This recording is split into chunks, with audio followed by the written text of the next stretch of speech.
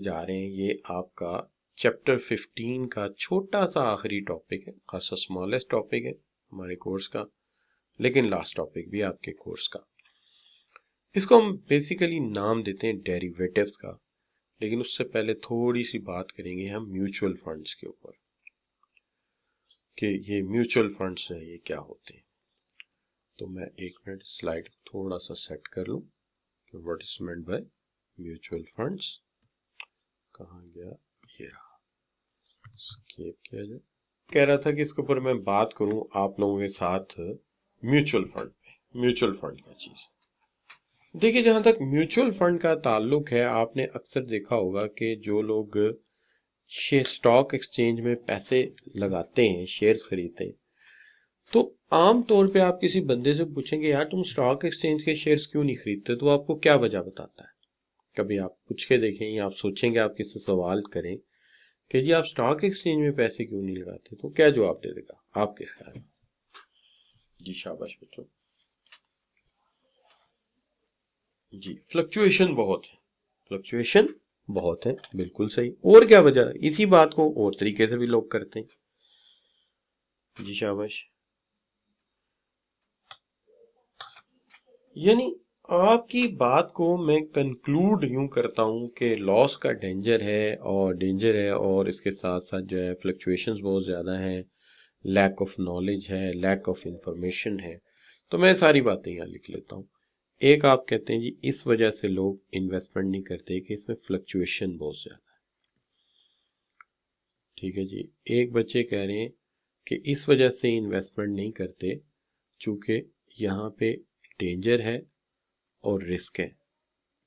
और एक बच्चे कह रहे हैं कि लैक ऑफ नॉलेज है, लोगों को इस बात का पता ही नहीं कहाँ पैसा लगाना है कहाँ नहीं लगाना।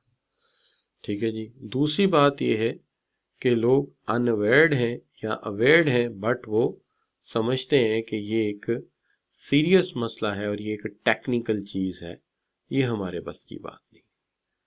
इस मसले का हल म्यूचुअल फंड ने निकाला है। आप ऐसा करें, आप स्टॉक एक्सचेंज में पैसे ही ना लगाएं। एक ग्रुप ऑफ पीपल बैठे हैं जिनके अंदर बहुत सारे चार्टर्ड अकाउंटेंट्स हैं। ठीक है जी। बहुत सारे चार्टर्ड अकाउंटेंट हैं, बहुत सारे ऐसे हैं जो चार्टर्ड अकाउंटेंट नहीं हैं, अगर तो वो आप ये कह सकते हैं फाइनेंशियल एनालिस्ट हैं। फाइनेंशियल एनालिस्ट बैठे हुए हैं, ठीक है जी।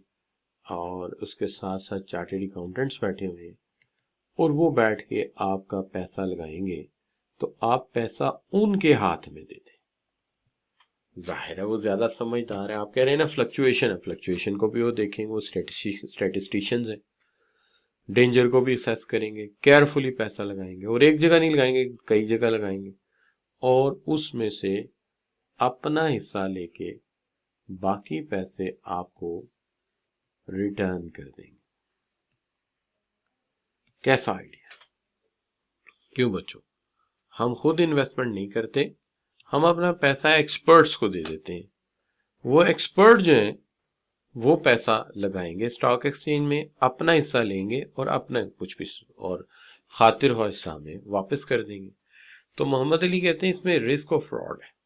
मैं ये कहता हूं कि अगर ये स्टेट बैंक की निगरानी में हो जाए तो फिर आपका क्या ख्याल है? फिर आपको रिस्क फील होगा?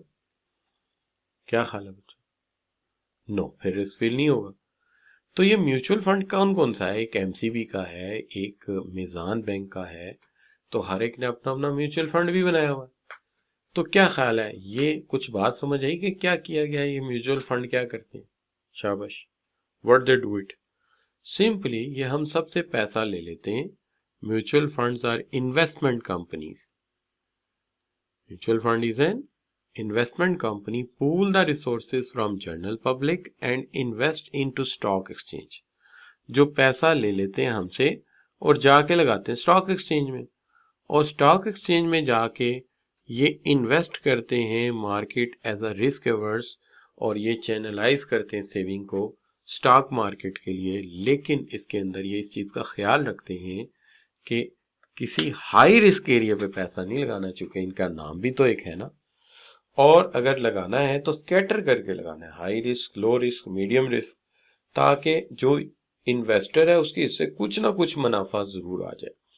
सो it means that they are more careful investors than we are. ये हमारी निस्बत ज्यादा केयरफुल इन्वेस्टर हैं, ज्यादा स्मार्ट इन्वेस्टर्स हैं।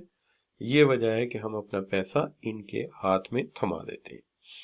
जी बच्चों, तो स्टॉक एक्सचेंज क्या है, सॉरी म्यूचुअल फंड क्या है? Mutual fund is a company which pool the capital from the people and invest into the stock. जी शाबाश, बात समझ आई बच्चों? मुश्किल तो नहीं, अगर समझ आ गई तो जी लिख के एंटर कर दीजिए कि म्यूचुअल फंड के बारे में आपको बात समझ आ गई है। जी शाबाश।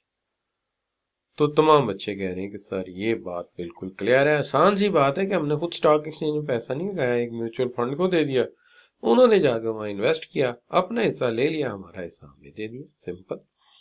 अच्छा बच्चों, अब सवाल ये पैदा होता है कि एडवांटेजेस क्या है म्यूचुअल फंड। देखिए, सबसे पहला एडवांटेज तो ये है कि ये काफी हद तक रिस्क फ्री या रिस्क मिनिमाइज्ड इन्वेस्टमेंट है। दूसरी बात यह है कि सेविंग का मोबिलाइजेशन का जरिया है, सेविंग हमारी मोबिलाइज हो जाती है, इससे भी कैपिटल फॉर्मेशन होती है, पैसा सरमाए में कन्वर्ट होता है और हमें एक्सपर्टीज अवेलेबल होती है इन्वेस्टमेंट में, और इससे more careful behaviour of corporate sector होता है, क्योंकि म्यूचुअल फंड गलती करने पर माफ नहीं करते बल्कि लिस्ट इशू करते हैं जिसके अंदर छाप देते हैं कि ये कंपनियां जो है ना ये केयरफुल नहीं है। तो लिहाजा ये जितनी भी कंपनियां उनका रवैया ज्यादा केयरफुल कर देते हैं। This is what we call the mutual funds. Clear हो गई जी बात? अच्छा, अब बात कर लेते हैं इसके ऊपर या तो 1 या 2 नंबर की डेफिनेशन आ सकती है, या फिर इस तरह का एक सवाल आ सकता है कि main advantage of mutual fund, तो वो है give opportunity to invest into diversified portfolio. चूंकि ये कंपनी में इन्वेस्ट नहीं करते, मल्टीपल कंपनी पे इन्वेस्टमेंट करते हैं।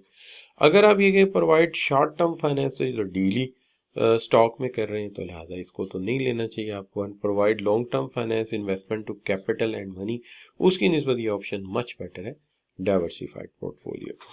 तो इस तरह का सवाल आपको आने के चांसेस हो सकते हैं, या फिर इस तरह के शॉर्ट नोट्स के अंदर जैसे स्प्रिंग 16 में आया है, तो ये 5 हेडिंग्स हैं, इनके नीचे डिटेल ऐड करनी है, 3-3 लाइन की, 4-4 की।